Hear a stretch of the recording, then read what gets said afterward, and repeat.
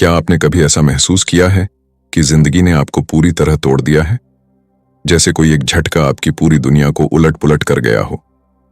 कोई अपना हमेशा के लिए दूर चला गया हो और उसके बाद कुछ भी पहले जैसा न रहा हो। जब आप चाहकर भी आगे नहीं बढ़ पा रहे हों और हर तरफ सिर्फ खालीपन, दर्द और अंधेरा महसूस हो। यही सवाल शेरिल सैंडबर्ग की जिंदगी में उस दिन उठा जब उनके पति डेव की अचानक मृत्यु हो गई। एक पल में सब कुछ बदल गया। वो पल जिसने ऑप्शन ए यानी उनके सपनों और उम्मीदों की जिंदगी को हमेशा के लिए छीन लिया। लेकिन जिंदगी रुकती नहीं है और जब ऑप्शन ए हमारे पास नहीं रहता तब हमें ऑप्शन बी अपनाना होता है। ऑप्शन बी सिर्फ एक बैकअप प्लान नहीं होता बल्कि एक ऐसा रास्ता होता है जिसमें दर्द भी होता है, डर भी होता है, लेकिन उसी रास्ते पर चलकर हम फिर से जीना सीखते हैं। शेरिल सैंडबर्ग ने इस किताब में अपने उस निजी संघर्ष को साझा किया है जो उन्होंने अपने पति की मौत के बाद जिया। लेकिन यह सिर्फ उनकी कहानी नहीं है, यह उन लाखों लोगों की आवाज है जो अपने जीवन के किसी मोड़ पर टूटे हैं, बिखरे हैं और फिर भी हर दिन थोड़ा और आगे बढ़ने की कोशिश कर रहे हैं। इस किताब में शेरिल के साथ हैं एडम ग्रांट, जो एक जाने माने मनोवैज्ञानिक और लेखक हैं। उन्होंने शेरिल को यह समझने में मदद की कि रेजिलियंस यानी मानसिक मजबूती कोई जन्मजात शक्ति नहीं है, बल्कि इसे सीखा और विकसित किया जा सकता है। और यही इस किताब की असली ताकत है। यह हमें सिखाती है कि कैसे हम अपने दुख को स्वीकार करें, उससे भागे नहीं और उस दुख के साथ ही आगे बढ़ना सीखें। ऑप्शन बी हमें यह बताती है कि जब जिंदगी हमें गिरा देती है तब उठने का एक तरीका होता है। यह किताब हमें यह सिखाती है कि शोक के बीच भी हम रिश्ते बना सकते हैं, प्यार फिर से महसूस कर सकते हैं और फिर से मुस्कुरा सकते हैं। यह किताब 10 अध्यायों में हमें दुख से उबरने, आत्मबल बढ़ाने और दोबारा जीवन में खुशी खोजने के तरीके सिखाती है। इसमें शोकग्रस्त लोगों की कहानियां हैं, संघर्ष से जूझते परिवारों की कहानियां हैं और यह भी बताया गया है कि कैसे एक बेहतर समाज बनाया जा सकता है जहां लोग अपने दर्द के साथ अकेले न हों। यह किताब हमें अपने अंदर झांकने को मजबूर करती है, हमारी सोच को चुनौती देती है और यह सवाल उठाती है कि अगर अब ऑप्शन ए नहीं रहा तो क्या हम ऑप्शन बी के साथ अपना जीवन फिर से बना सकते हैं? और इसका जवाब है हाँ, बना सकते हैं। लेकिन उसके लिए हमें हिम्मत, सच्चाई और सहानुभूति की जरूरत होती है। ऑप्शन बी सिर्फ एक किताब नहीं है, यह एक आईना है जिसमें हम अपना दर्द, अपनी उम्मीद और अपनी इंसानियत देख सकते हैं। यह एक जर्नी है, शोक से पुनर्निर्माण तक, खोने से फिर से पाने तक और टूटने से मजबूत बनने तक। यही ऑप्शन बी की असली कहानी है और यही इस हिंदी ऑडियो बुक सीरीज का मकसद है। Chapter 1, the mystery of grief. Sherrill Sandberg की जिंदगी हमेशा से प्लानिंग और संतुलन से भरी हुई थी। एक सफल करियर, प्यार करने वाला पति डेव गोल्डबर्ग, 2 प्यारे बच्चे और एक मजबूत फैमिली लाइफ। लेकिन एक दिन सब कुछ पल भर में बदल गया। 2015 में एक फैमिली वेकेशन के दौरान डेव अचानक जिम में बेहोश होकर गिर पड़े और वहीं उनकी मृत्यु हो गई। शेरिल को जब यह खबर मिली तो वो टूट गईं। डेव को बाथरूम में बेसुध गिरा हुआ देखकर उन्हें समझ ही नहीं आया कि अब क्या करें। हॉस्पिटल ले जाया गया, सीपीआर दी गई, लेकिन डेव को बचाया नहीं जा सका। वो एक पल शेरिल की जिंदगी में ऐसा तूफान लेकर आया जिसने सब कुछ छीन लिया। शेरिल बताती हैं कि दुख का वह पहला हफ्ता उन्हें आज भी धुंधले धब्बों की तरह याद है। उन्हें ठीक से खाना याद नहीं, नींद याद नहीं, दिन और रात का फर्क भी याद नहीं। सबसे ज्यादा मुश्किल वो पल था जब उन्हें अपने बच्चों को बताना पड़ा कि उनके पापा अब इस दुनिया में नहीं हैं। बच्चों ने रोते हुए सिर्फ एक ही शब्द दोहराया, no no no no. Sheryl कहती हैं कि ग्रीफ यानी शोक एक रहस्य की तरह होता है। ये एक ऐसी गुत्थी है जिसे समझना बहुत मुश्किल है। कभी कभी वो सोचती थीं कि क्या वो कभी फिर से हंस पाएंगी, क्या वो कभी फिर से जी पाएंगी। उस दौरान उनके एक दोस्त ने एक साधारण लेकिन बहुत गहरी बात कही, you breathe in and you breathe out, यानी तुम बस सांस लेते जाओ। यही एकमात्र तरीका था उस समय जिंदा रहने का। इस चैप्टर में शेरिल ग्रीफ की गहराई को महसूस करती है और यह भी बताती हैं कि दुख किसी तय पैटर्न में नहीं चलता। यह एक लहर की तरह आता है, ऊपर नीचे होता है और हर किसी को अपने अपने तरीके से तोड़ता है। कभी कभी आप खुद को थोड़ी देर के लिए ठीक महसूस करते हैं और फिर अचानक किसी छोटी सी चीज से सब कुछ फिर से सामने आ जाता है। शेरिल ये भी बताती हैं कि इस दुख के समय लोग कैसे अलग अलग व्यवहार करते हैं। कुछ लोग पास आते हैं, सहानुभूति दिखाते हैं, जबकि कुछ लोग चुप हो जाते हैं, नजरें चुराने लगते हैं, क्योंकि उन्हें नहीं पता होता कि क्या कहना है। कुछ लोग तो असहज महसूस करते हैं और दूरी बना लेते हैं। शेरिल का अनुभव बताता है कि किसी को गले लगाना, चुपचाप साथ बैठना या बस मैं तुम्हारे साथ हूं कह देना उस समय सबसे बड़ा सहारा बन सकता है। शोक में शब्दों से ज्यादा जरूरी होता है साथ। शेरिल इस चैप्टर में बार बार उस भावना का जिक्र करती हैं जिसे वो पर्सनल वॉइड कहती हैं। एक ऐसा खालीपन जो डेव के चले जाने के बाद हमेशा उनके साथ रहने लगा। एक ऐसा सन्नाटा जो कभी खत्म नहीं होता, बस उसके साथ जीना सीखना पड़ता है। यह पहला चैप्टर एक ही बात पर केंद्रित है। जब जिंदगी आपको ऑप्शन ए से वंचित कर दे तो ऑप्शन बी को स्वीकार करना ही एकमात्र रास्ता होता है, और ऑप्शन बी की पहली सीढ़ी होती है उस दर्द को स्वीकार करना, उसके साथ बैठना और हर दिन एक एक सांस लेते हुए आगे बढ़ना। यही इस किताब की शुरुआत है, टूटे हुए दिलों से दोबारा जुड़ने की यात्रा की। Chapter 2, the reality of grief. Sherrill Sandberg के लिए पहला चैप्टर सिर्फ शुरुआत थी, लेकिन सच की ठोकर तो अभी बाकी थी। जब उनके पति डेव की मौत हुई तो उन्होंने सोचा था कि दुहक एक ऐसा भाव है जो धीरे धीरे खत्म हो जाएगा, लेकिन उनकी असली परीक्षा तो तब शुरू हुई जब उन्हें अपने नए जीवन की सच्चाई का सामना करना पड़ा। शेरिल बताती हैं कि ग्रीफ यानी शोक सिर्फ एक भावना नहीं होती, बल्कि एक नई जिंदगी की शुरुआत होती है जिसमें हर चीज अलग होती है।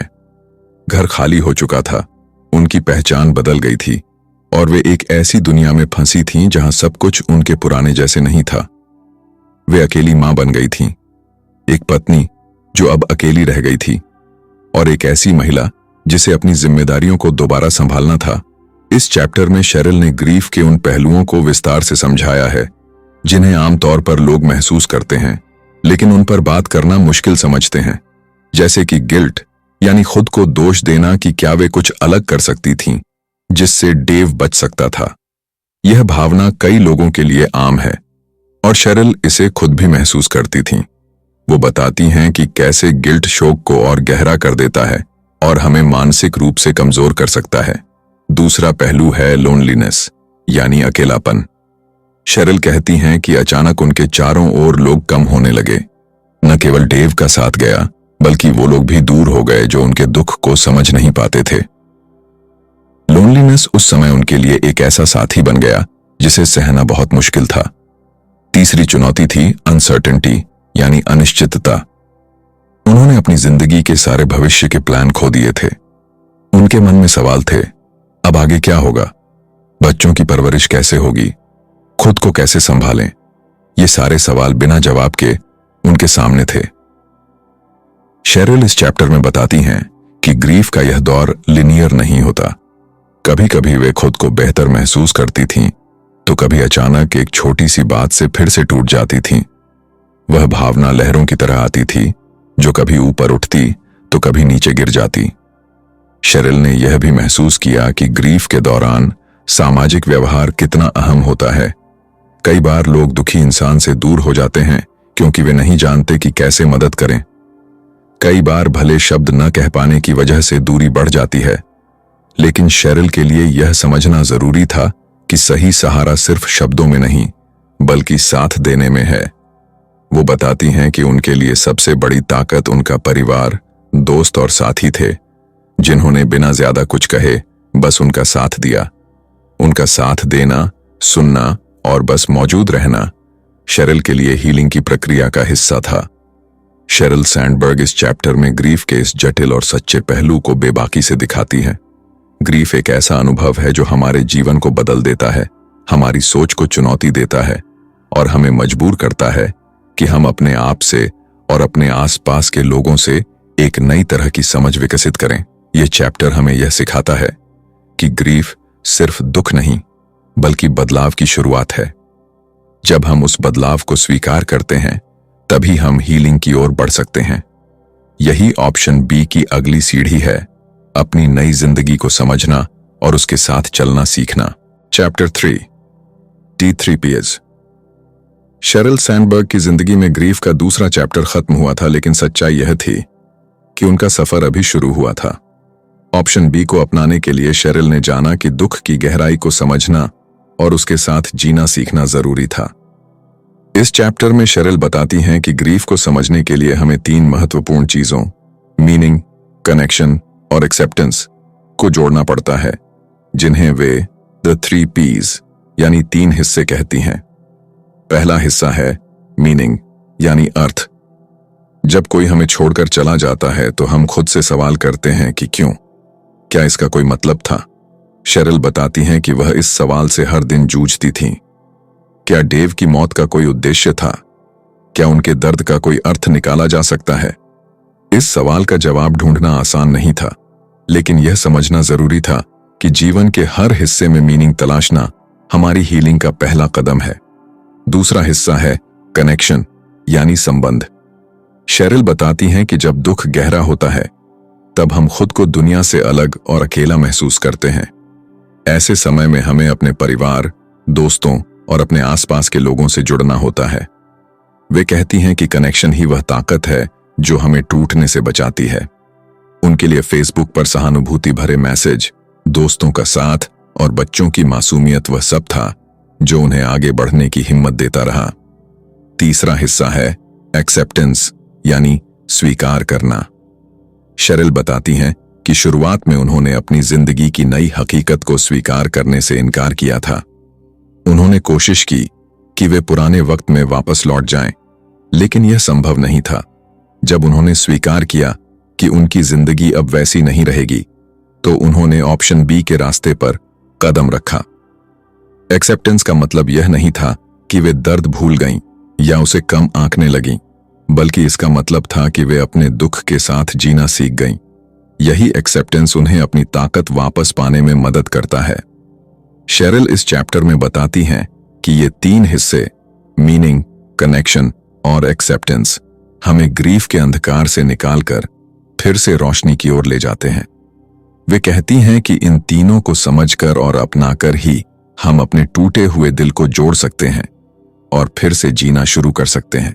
यह चैप्टर हमें सिखाता है कि ग्रीफ के दौरान सवाल उठना, अकेलापन महसूस होना और बदलाव को स्वीकार करना सामान्य है, लेकिन अगर हम इन 3 हिस्सों पर काम करें तो हम अपने जीवन में एक नया अर्थ और नया कनेक्शन पा सकते हैं जो हमें आगे बढ़ने की ताकत देता है। ऑप्शन बी की यही असली ताकत है, टूटे हुए जीवन को फिर से जोड़ना और नई उम्मीद जगाना। Chapter 4 turnings of emotions. Sherrill Sandberg इस चैप्टर में ग्रीफ के दौरान महसूस होने वाले जटिल और बदलते हुए भावनाओं की गहराई में जाती हैं। वे बताती हैं कि जब किसी प्रियजन को खो देते हैं तो हमारी भावना केवल दुख तक सीमित नहीं रहती, बल्कि वह एक विस्तृत रेंज में फैली होती है, जिसमें गुस्सा, निराशा, अपराध बोध, अकेलापन, भ्रम और कभी-कभी राहत भी शामिल होती है। शेरिल कहती हैं कि उनके लिए यह समझना जरूरी था कि ग्रीफ के दौरान जो भी भावनाएं आती हैं वे सभी स्वाभाविक और मानवीय हैं। गुस्सा आना, खासकर इस बात पर कि क्यों ऐसा हुआ, या खुद पर यह सोचकर कि क्या वे कुछ अलग कर सकती थीं, ये सब आम बातें हैं। वे खुद भी कई बार गुस्से में फूट पड़ीं, लेकिन उन्होंने जाना कि गुस्सा दबाने की बजाय उसे महसूस करना जरूरी है। दूसरी महत्वपूर्ण भावना है निराशा। शेरिल बताती हैं कि जब उनका भविष्य उनके सामने एक अंधेरे बादल की तरह था तो उन्होंने कई बार सोचा कि क्या वह कभी फिर से खुश रह पाएंगी। निराशा उन्हें तोड़ने की कोशिश करती थी, लेकिन वे जानते थीं कि इसे स्वीकार करना और इसके साथ जीना ही जरूरी है। इस चैप्टर में शेरिल ने एक खास बात बताई है कि ग्रीफ के दौरान कभी-कभी हमें अपराध बोध भी होता है। हम सोचते हैं कि शायद हमने अपने प्रियजन के साथ समय सही तरीके से नहीं बिताया या हम उनकी जरूरतों को पूरा नहीं कर पाए। शेरिल ने खुद इस भावना का सामना किया और समझा कि यह गिल्ट भी ग्रीफ का एक हिस्सा है, लेकिन इसे खुद पर हावी नहीं होने देना चाहिए। शेरिल बताती हैं कि अकेलापन ग्रीफ का एक और बड़ा हिस्सा है। जब एक महत्वपूर्ण इंसान चला जाता है तो न केवल उनका फिजिकल प्रेजेंस खत्म हो जाता है बल्कि इमोशनल सपोर्ट का भी अभाव हो जाता है। उन्हें यह समझना पड़ा कि अकेलापन भले ही दर्दनाक हो, लेकिन यह भी हीलिंग का एक चरण है जो हमें खुद के साथ जुड़ने का मौका देता है। ग्रीफ की यह भावना कभी स्थिर नहीं रहती, बल्कि लहरों की तरह ऊपर नीचे होती रहती है। शेरिल कहती हैं कि कभी कभी वे इतनी खुश महसूस करती थीं कि लगता था जैसे सब ठीक हो जाएगा, और अगले ही पल कोई छोटी सी बात उन्हें फिर से टूटने पर मजबूर कर देती थी। यह भावनाओं का अस्थिर खेल था जिसे समझना आसान नहीं था। शेरिल सैंडबर्ग इस चैप्टर में यह भी बताती हैं कि ग्रीफ की ये सारी भावनाएं हमें इंसान बनाती हैं। वे हमें हमारी कमजोरियां दिखाती हैं, लेकिन साथ ही हमें यह भी सिखाती हैं कि कैसे हम इन भावनाओं को स्वीकार कर मजबूत बन सकते हैं। ग्रीफ के इस रेंज को समझना और महसूस करना ऑप्शन बी की हीलिंग प्रक्रिया का एक अहम हिस्सा है। यह हमें यह याद दिलाता है कि दुख केवल एक ही रंग का नहीं होता, बल्कि कई रंगों का मिश्रण होता है, और हर रंग हमें जिंदगी के नए अर्थ की ओर ले जाता है। यह चैप्टर हमें यह सिखाता है कि जब हम अपने अंदर आने वाली हर भावना को पहचानते हैं और उसे बिना दबाए महसूस करते हैं, तभी हम सचमुच अपने दर्द के साथ जीना सीख पाते हैं। यही ऑप्शन बी की गहराई है, अपने दुख को पूरी तरह स्वीकार कर उससे आगे बढ़ना। Chapter 5 getting backup. Sherrill Sandberg इस चैप्टर में बताती हैं कि ग्रीफ की सबसे बड़ी चुनौती है टूटकर फिर से उठना।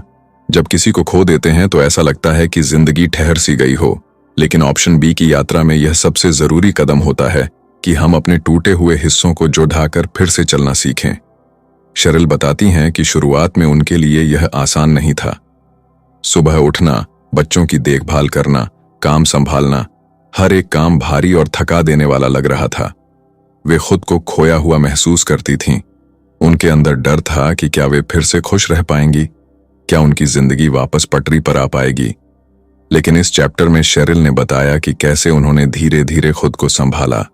उन्होंने सीखा कि ग्रीफ को दबाना या भूलना सही नहीं, बल्कि उसे स्वीकार करके उसके साथ जीना जरूरी है।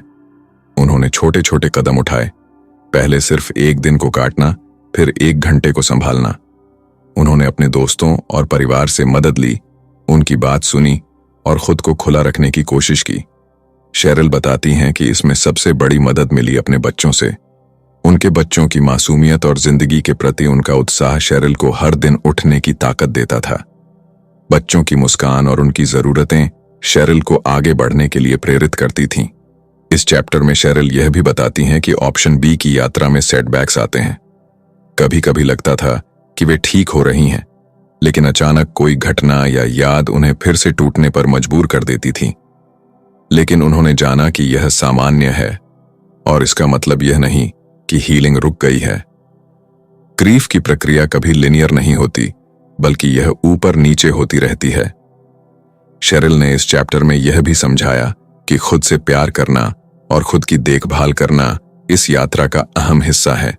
वे कहती हैं कि जब हम अपने आप से दया और सहानुभूति दिखाते हैं, तभी हम अपने दुख को सहन कर पाते हैं और आगे बढ़ने की ताकत पा सकते हैं। यह सेल्फ केयर ऑप्शन बी को अपनाने की ताकत देता है। शेरिल ने कहा कि कोई भी अकेले इस दर्द को नहीं झेल सकता, इसलिए सपोर्ट सिस्टम बनाना जरूरी है। दोस्तों, परिवार, थेरेपिस्ट और कम्युनिटी का सहारा लेकर वे अपनी जिंदगी को फिर से बनाने लगीं। इस चैप्टर का मुख्य संदेश है कि ग्रीफ जितना भी गहरा हो, हम टूटकर फिर से उठ सकते हैं। जिंदगी हमें हमेशा एक दूसरा मौका देती है और हमें उस मौके को पकड़ना चाहिए। यही ऑप्शन बी का असली मतलब है, टूटे हुए दिल के साथ जीना, फिर से उठना और नई उम्मीद के साथ आगे बढ़ना। Chapter 6 resilience and recovery. Sherrill Sandberg इस चैप्टर में बताती हैं कि ग्रीफ की सबसे बड़ी ताकत होती है रिसिलियंस, यानी लचीलापन। जब जिंदगी हमें धोखा देती है, हम टूट जाते हैं, लेकिन फिर भी उठने की ताकत हमारे अंदर होती है।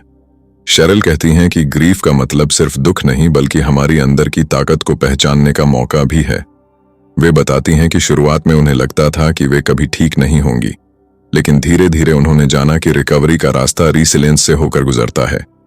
रिसिलियंस का मतलब है गिरने के बाद फिर से उठना, फिर से कोशिश करना और जिंदगी को नए सिरे से जीना सीखना। शेरिल ने अपने अनुभव से जाना कि रिसिलियंस सिर्फ खुद की ताकत नहीं बल्कि दूसरों से मिलने वाले सपोर्ट और प्यार से भी आती है।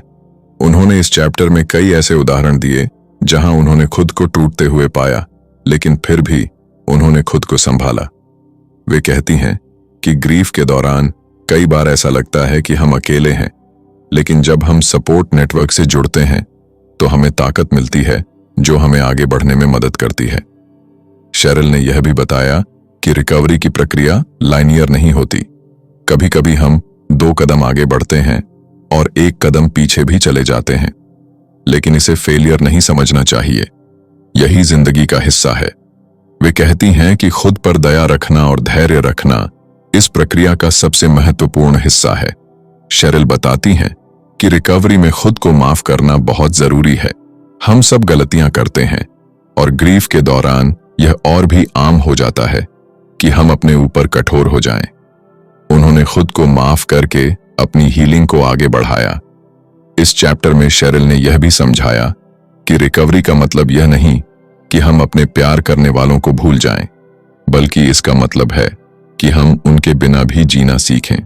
यह सीखना कि ऑप्शन बी में खुशी और अर्थ फिर से कैसे पाया जाए। शेरिल का यह चैप्टर हमें सिखाता है कि रिसिलियंस और रिकवरी ग्रीफ के सबसे जरूरी पहलू हैं। यह हमें बताता है कि जीवन चाहे कितना भी मुश्किल हो, हमारे अंदर वह ताकत है जो हमें फिर से खड़ा कर सकती है। ऑप्शन बी की यही ताकत है, टूटने के बाद उठना और एक नई शुरुआत करना। Chapter 7, building new narrative. Sherrill Sandberg इस चैप्टर में बताती हैं कि ग्रीफ की प्रक्रिया में एक बहुत महत्वपूर्ण कदम होता है अपनी नई जिंदगी के लिए एक नई कहानी बनाना। जब हम किसी बड़े नुकसान से गुजरते हैं तो हमारी पुरानी कहानी टूट जाती है। हमें अपनी जिंदगी को फिर से समझना और उसे नए सिरे से परिभाषित करना होता है। शेरिल कहती हैं कि उन्होंने अपने दर्द और दुख को समझने के लिए खुद से बहुत सारी बातें की। उन्होंने अपनी भावनाओं को स्वीकार किया और यह माना कि अब उनकी जिंदगी पहले जैसी नहीं रहेगी। इस नए नैरेटिव का मतलब था कि वे अपने आप को एक ऐसी महिला के रूप में देखना शुरू करें जो ग्रीफ के बावजूद आगे बढ़ रही है।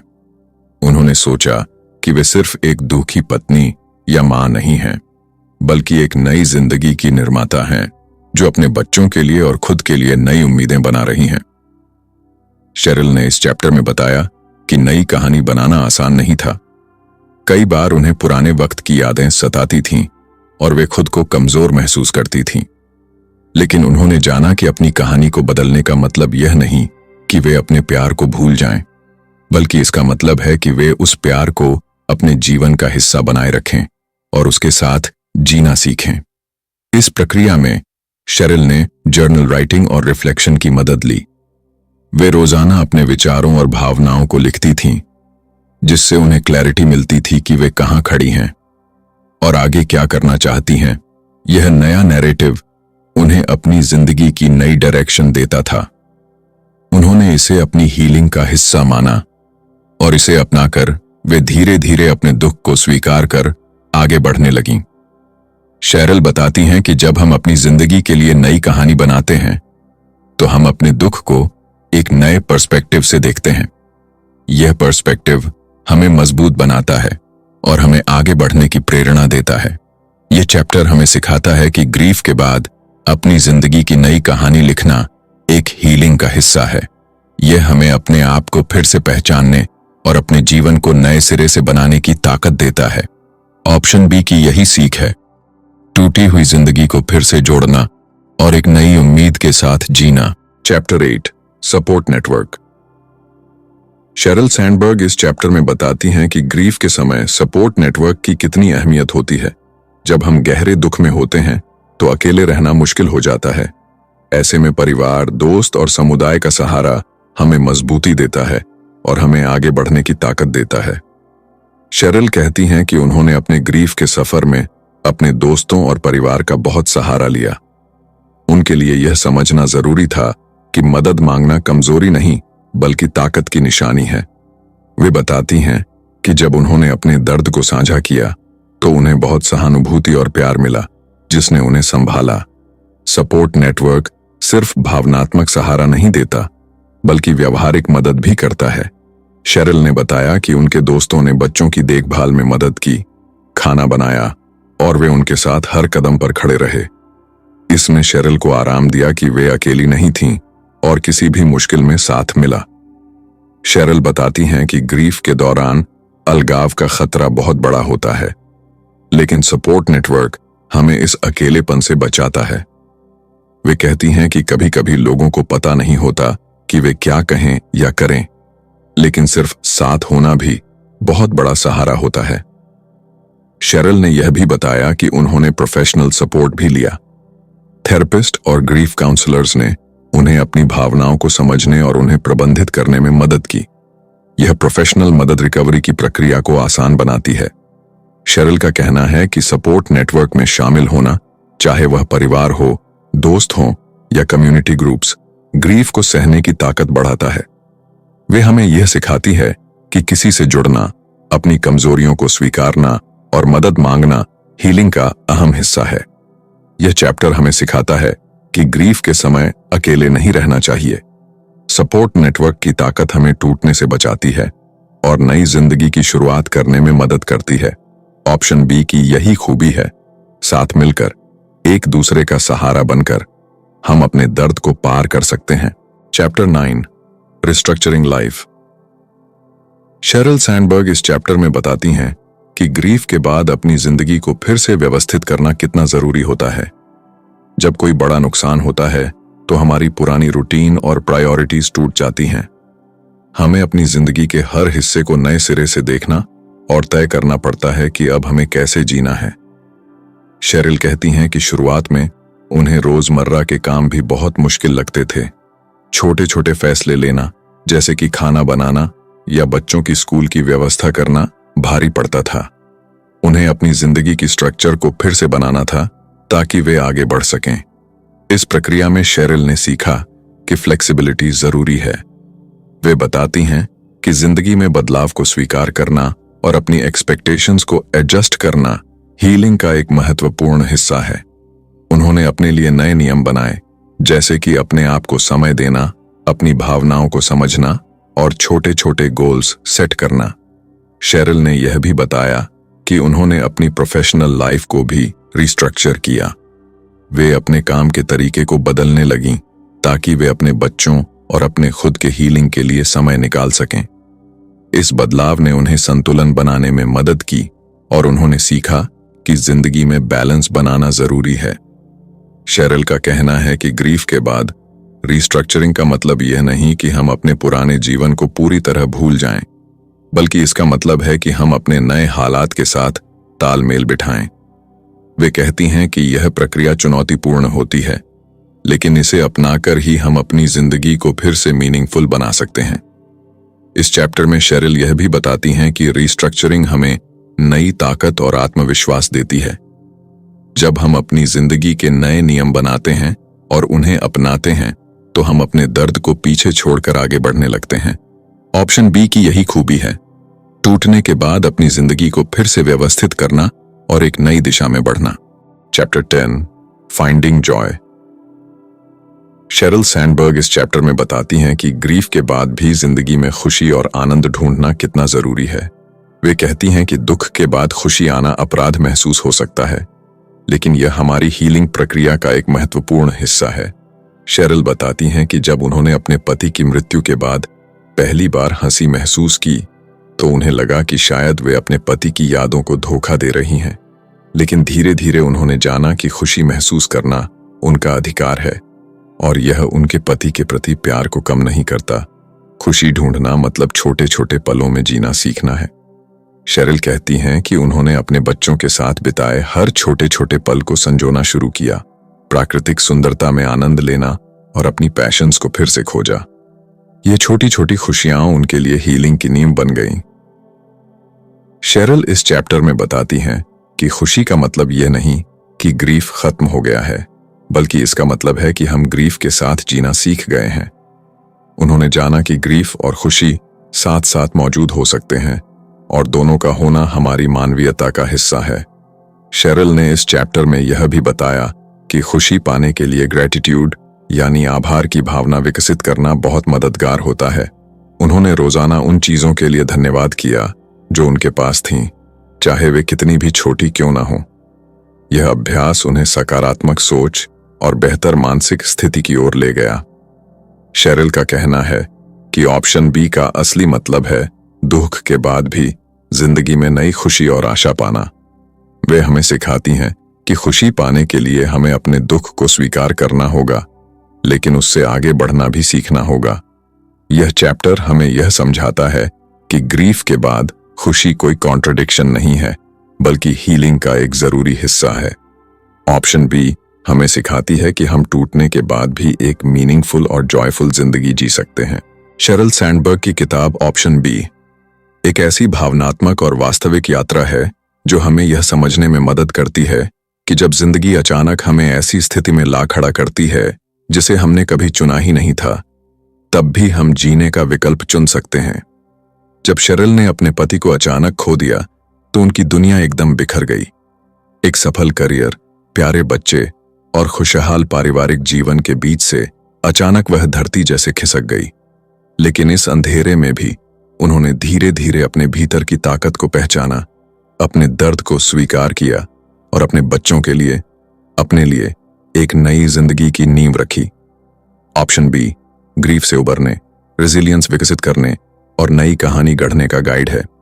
यह किताब हमें सिखाती है कि जब ऑप्शन ए हमारे पास नहीं बचता, तब भी हमारे पास ऑप्शन बी होता है, एक ऐसा विकल्प जो शायद हमने पहले नहीं चाहा, लेकिन वह हमें फिर से उठने, जुड़ने और बेहतर इंसान बनने का मौका देता है। शेरिल ने अपने व्यक्तिगत अनुभवों को न केवल ईमानदारी से साझा किया, बल्कि उन्होंने मनोविज्ञान, रिसर्च और दूसरों की कहानियों को जोड़कर यह बताया कि मुश्किल समय में कैसे होप और मीनिंग पाया जा सकता है। वे कहती हैं कि दुख खत्म नहीं होता, लेकिन हम उसके साथ जीना सीख सकते हैं। इस किताब का हर चैप्टर हमें उन पहलुओं से जोड़ता है जिन्हें हम अक्सर ग्रीफ के दौरान नजरअंदाज कर देते हैं, जैसे self compassion, new narratives, support systems और अल्टीमेटली हैप्पीनेस को दोबारा महसूस करने की हिम्मत। ऑप्शन बी एक आवाज है हर उस इंसान के लिए जो टूट गया है लेकिन हार मानने को तैयार नहीं है। यह किताब कहती है कि हम कमजोर नहीं बल्कि इंसान हैं, और इंसान होने का मतलब है बार बार गिरकर भी खड़े होना, आंसू पोंछकर मुस्कुराना और अपनी टूटी हुई जिंदगी के टुकड़ों को जोड़कर कुछ नया बनाना।